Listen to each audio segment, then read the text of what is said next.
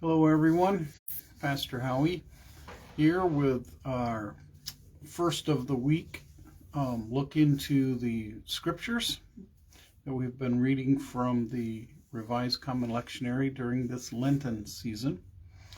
We are leading up to Palm Sunday and then Easter, and this week we begin with Psalm 143, a Psalm of David. And I look into two sections, one from the Old Testament, one from the New Testament, about the power of God to bring life back to those who have passed. And so these themes are picked out, I'm sure, to help us do some contemplation about the fact that there will be a resurrection when the Lord comes. And the promise of that for all of us who are believers in Jesus Christ is that Jesus died and rose again. He died for our sin. He rose again for our justification. And he's coming again. And there will be a great resurrection when he comes of both the righteous and the wicked, and judgment to follow. So those are things that we're directed through these seasons of the year to remember. It's good and fun and glorious and tender to our hearts to remember the birth of Jesus at Christmas. It's important as well as great and wonderful to contemplate the death, burial, and resurrection of Jesus, because without that, the birth of Christ is just like anybody else's birthday. It has no power for us unless we know that that baby that was born and whose birth we celebrate at Christmas leads to that man of God, the Son of God, giving his life to make atonement for our lives, and the promise of new heavens and new earth to come. So the whole gospel is wrapped around the birth of Jesus and the death and resurrection of Jesus. And so we look at these verses today to think about these things. So Psalm 143, 1 Kings 17, verses 17 through 24, and Acts 27 through 12. All very interesting. So Psalm 143 is a Psalm of David. And again, I would invite you, if you're watching on YouTube, to hit like and share this on social media. Psalm 143 is a Psalm of David, and it's a prayer of David. And this is what David wrote in this prayer and in this psalm. Lord, hear my prayer. Listen to my cry for mercy. Do we not all have to cry out to God for mercy from time to time? In your faithfulness and righteousness, come to my relief. It's not that David is angry or fearful. He's in a time of need, and he trusts God's faithfulness and trusts God's righteousness and trusts that God will come to his relief. And so may we trust the Lord. Do not bring your servant into judgment, for no one living is righteous before you. The enemy pursues me. He crushes me to the ground. He makes me dwell in the darkness like those long dead. And we don't know the circumstance of this psalm, whether the enemy is King Saul, or whether it's one of David's own sons, or whether it's the Philistines. We just don't know. David was a man of bloodshed and warfare, so he had a lot of enemies that he had to contend with all of his life. So my spirit grows faint within me. My heart within me is dismayed. I remember the days of long ago. I meditate on all your works and consider what your hands have done. A good thing to do when we fall into trials and temptation is to remember God's goodness to us up to that point. I spread out my hands to you. I thirst for you like a parched land. It speaks of longing and heartfelt desire to hear from God. Answer me quickly, Lord. My spirit fails. Do not hide your face from me, or I will be like those who go down to the pit. Let the morning bring me word of your unfailing love, for I have put my trust in you. And these are not words of doubt. These are words of desperation and also words of faith. God has shown his faithfulness to David time after time, and he's calling upon that memory of God's faithfulness. Show me the way I should go, for to you I entrust my life. Not just this circumstance, my whole life I trust to you, Lord. Teach me to do your will, for you are my God. May your good spirit lead me on level ground. For your name's sake, Lord, preserve my life. In your righteousness, bring me out of trouble.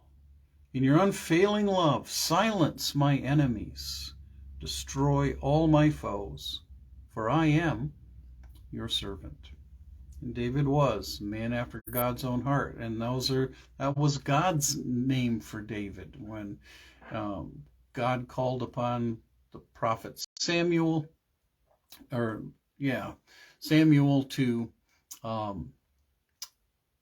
find a replacement for King Saul, who was turning away from God and was not trusting God, but trusting in his own cleverness and his own power.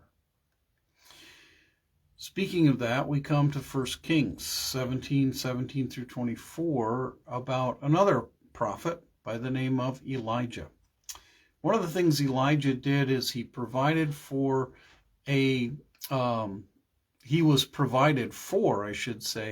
by a woman and her husband.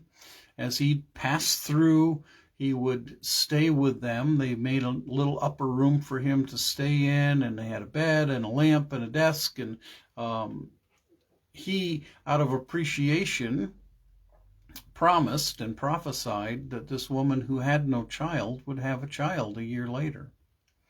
And that came to pass. And the woman rejoiced. But then as the child got old enough to go out in the fields with his dad, something happened. Something major. He had what probably was a stroke, perhaps from the heat, we don't know, and died. And so the woman sends for Elijah. And when he comes, we find this miraculous thing happening for the glory of God and for the further ministry of Elijah, and this woman strengthened in her faith. So verse 17 picks it up, describing this woman's son dying. Sometime later, the son of the woman who owned the house became ill. He grew worse and worse and finally stopped breathing. She said to Elijah, "What do you have against me, man of God? Did you come to remind me of my sin and kill my son?" "Give me your son," Elijah replied. He took him from her arms, carried him to the upper room where he was staying, and laid him on his bed. Then he cried out to the Lord, "Lord, my God, have you brought tragedy even on this widow I am staying with by causing her son to die?" Then he stretched himself out on the boy 3 times and cried out to the Lord, "Lord, my God, let this boy's life return to him." The Lord heard Elijah's cry, and the boy's life returned to him, and he lived. Elijah picked up the child and carried him down from the room into the house. He gave him to his mother and said, "Look, your son is alive." Then the woman said to Elijah, "Now I know that you are a man of God, and that the word of the Lord from your mouth is the truth." Throughout the scriptures, the prophets displayed power, not their own, but God's power, as God was giving assurance to people that these men spoke from God. We are not to look at these things and say, well, then we should try to duplicate them. But there's no reason for us to ever think that God is any different today than he was in the Old Testament. That if we cry out to him very often, perhaps we will see wonderful works done in his name and for his glory, and for a certification, if you will, of our profession of faith in Christ. We shouldn't presume upon God that he always will do these things. We shouldn't presume upon God that these signs and wonders are necessary for people to come to faith, but they certainly encourage the fact that God is alive and God is a worker of wonders, because he wants people to know his word and come to not only believe in him, but to follow him according to his word. And so we have these things. And we have something similar, another resurrection or resuscitation from death, if you will, in Acts chapter 20. So this is about a young fellow named Eutychus who was listening to Paul, who was preaching and teaching in Troas, and it was a long night of preaching and teaching as Paul was with these people in Troas. So we read in Luke chapter 20, verse 7, "On the first day of the week we came together to break bread." So they had begun the tradition we continue of gathering together as a church to hear from the Lord, to fellowship with one another, to break bread together, remembering his death until he comes again on Sunday, first day of the week. First day of the week, we came together to break bread. Paul spoke to the people, and because he intended to leave the next day, kept on talking until midnight. That doesn't mean it started at 11 o'clock in the morning and it went on to midnight. It simply means that he continued talking till midnight. Probably they initially worshiped the Lord and gathered for church in the evening, which is when Jesus first appeared to his disciples in a gathering, a church gathering, on the day of his resurrection. When they gathered together in the upper room is when he showed up in the evening. So, it may not have been that long. Either way, it was a long time. There were many lamps in the upstairs room where we were meeting. Seated in a window was a young man named Eutychus, and a window didn't have screens and didn't have glass in it. It was just an opening in houses back then, who was sinking into a deep sleep as Paul talked on and on. When he was sound asleep, he fell to the ground from the third story and was picked up dead. Paul went down, threw himself on the young man, and put his arms around him. "Don't be alarmed," he said. "He's alive." Now, perhaps he wasn't really dead. Perhaps they thought he was probably dead, or perhaps he was really dead. For that we don't know, but certainly we do know that Paul ministered to him and brought him back to life, and then went upstairs again, verse 11 tells us, and broke bread and ate. After talking until daylight, so this was a long meeting, he left. The people took the young man home alive and were greatly comforted. God is a God of life, and even though we go through times of toil and trouble and disease accidents, warfare, lack of peace, conflicts, whatever it may be, He is faithful. He is good. He is powerful. And we can trust Him, and we ought to trust Him. So that's what I have for you today. And may God bless you until we meet again. God bless your day.